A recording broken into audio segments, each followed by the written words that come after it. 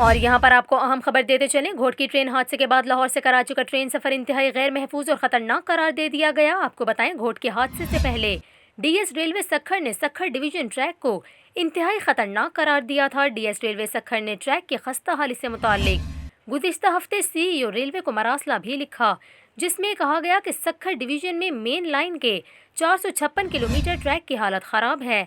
ये भी बताया गया ब्रांच लाइन का 532 किलोमीटर ट्रैक भी खस्ता हाली का शिकार है। आपको बताएं, सखर डिवीजन ट्रैक को इंतहाई खतरनाक करार दिए जाने के बावजूद कोई एक्शन न लिया गया, जिसके बायस ढहरकी के करीब ये खौफनाक हादसा पेश आया। हादसे में 14 बोगियां मुतासिर, जबकि 3 मुकम्मल तौर पर तबाह हो गई। दूसरी जानिब आपको बताएं, ढहरकी में ट्रेन हादसे के बायस महकमा रेलवे ने कराची और लाहौर के दरमियान चलने वाली जीना एक्सप्रेस को भी मुअत्तल कर दिया। जीना एक्सप्रेस की मुअत्तली सिर्फ आज के लिए की गई है। आपको बताएं, हादसे के बायस दोनों ट्रैक पर अप और डाउन की ट्रेनें मुख्तलिफ स्टेशन पर रुकी हुई हैं।